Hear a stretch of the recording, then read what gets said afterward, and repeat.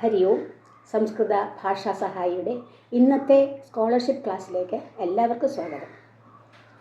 നമ്മൾ 6 type questions പഠിച്ച് അതിനെക്കുറിച്ച് ഡിസ്കസ് ചെയ്ത് കഴിഞ്ഞു. ഇനി അടുത്ത 7ാമത്തെ ടൈപ്പ് ക്വസ്റ്റ്യൻ ഏതാണെന്ന് നോക്കാം. 7ാമത്തെ ടൈപ്പ് ക്വസ്റ്റ്യൻ എന്ന് പറയുന്നത് കോഷ്ടാത് അക്ഷരാണി സ്വീകൃത്യ അർത്ഥയുക്തം പദം ലിഖത എന്നാണ്. കോഷ്ടാത് എന്ന് പറഞ്ഞാൽ ബ്രാക്കറ്റിൽ നിന്ന്, ഫ്രം പഞ്ചമി കേൾക്കുമ്പോൾ തന്നെ മനസ്സിലാവും അല്ലേ.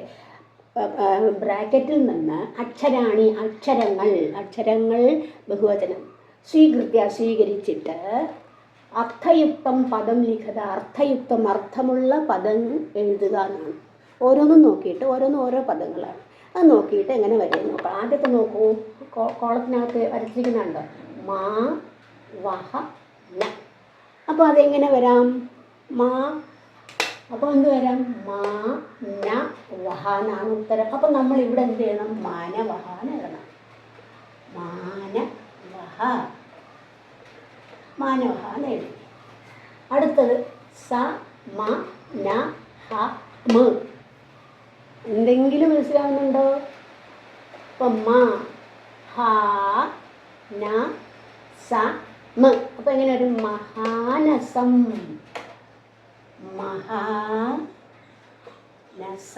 അപ്പോൾ കുറേ വേർഡുകൾ ഇങ്ങനെ പഠിച്ചു വെച്ചാലേ നമുക്കത് എഴുതാൻ സാധിക്കുള്ളൂ.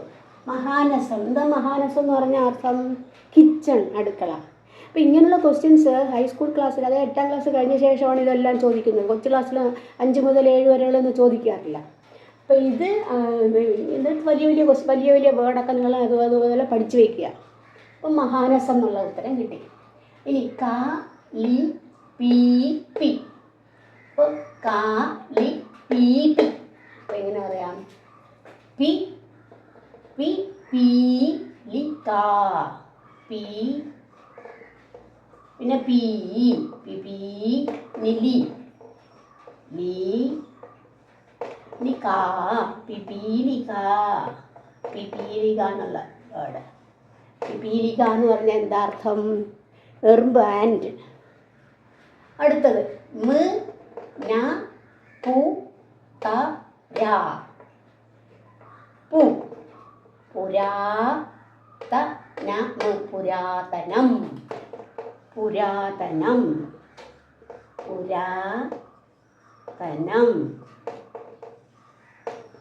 പുരാതനം പഴയത്, പണ്ടുള്ളതെന്നല്ല. അടുത്ത മഹ സ്കൃ ഗ്ര ഗ്രാ ത സം. ഇത് അതുപോലെ സം സ്കൃ ത ഗ്രാമഹ. സംസ്കൃത ഗ്രാമഹ എന്നാണ്. സംസ്കൃത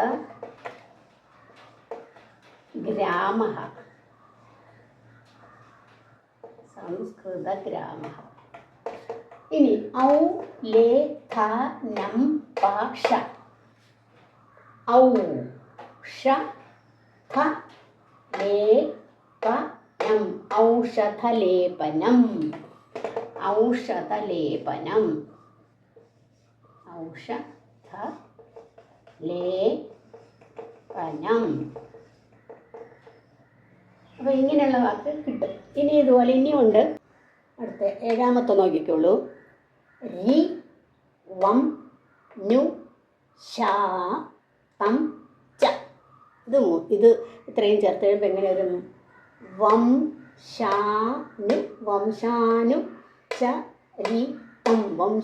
ചരിതം.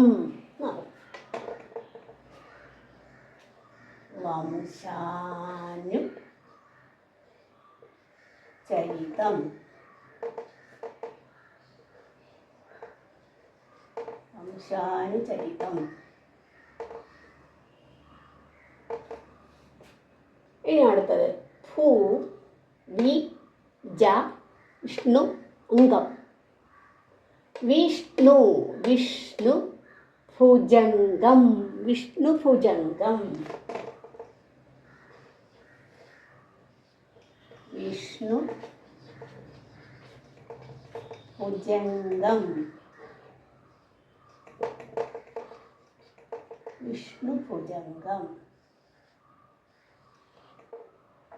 അടുത്തത് ത ബു അ ല ല.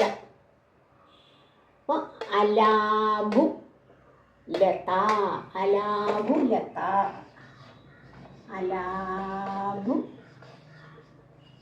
ലത.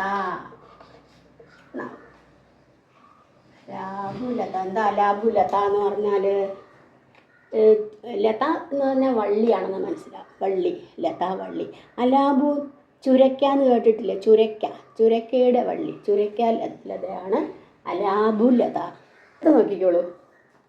ത നം ക്ഷ ഭി, ഭിക്ഷാടനം. ഭിക്ഷാടനം അർത്ഥം മനസ്സിലായി കാണും. ഭിക്ഷാടനം എന്ന് പറയുമ്പോൾ ഭീ വന്നു, ഇക്ഷായും വന്നു, ട ഭിക്ഷാടനം, ഭിക്ഷാടനം, ഭിക്ഷാടനം.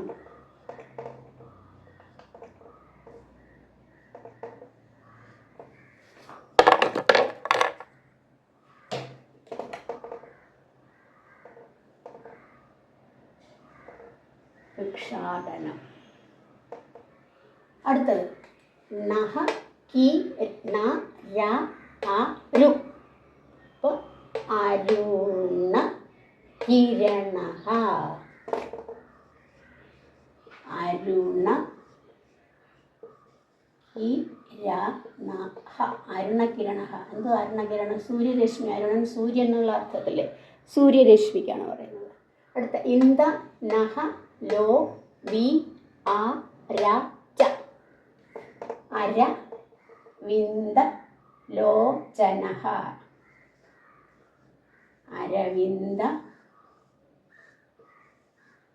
ലോചനഃ, അരവിന്ദ ലോചന. അരവിന്ദം താമര, താമരയുടെ ലോചന, അതിൻ്റെ ഇത് അരവിന്ദത്തിൻ്റെ ലോചനത്തോടു കൂടി എന്ന് പറഞ്ഞാൽ അതിൻ്റെ ഇതൾ കാണുമ്പോഴത്തേക്കില്ല ഓരോ ഇതൾ കണ്ണിൻ്റെ ആകൃതിയിലല്ലേ. അപ്പോൾ ഇതാണ്. അപ്പോൾ പിന്നെ ഈ മോഡൽ ക്വസ്റ്റ്യൻ കുറച്ചുകൂടെ ആലോചിച്ച് എഴുതേണ്ടുന്നതാണ്. അത് വലിയ ക്ലാസ്സിലാണ് ചോദിക്കാറുള്ളത്. അതുകൊണ്ട് 8ാം ക്ലാസ് മുതലുള്ളവർക്ക് അത് നല്ലോണം നോക്കുക. അപ്പോൾ ഇത് മനസ്സിലായി കാണും. ഇനി അടുത്ത ദിവസം വേറൊരു ചോദ്യവുമായി ഞാൻ വരുന്നതാണ്. അതുവരെ എല്ലാവർക്കും നന്ദി, നമസ്കാരം.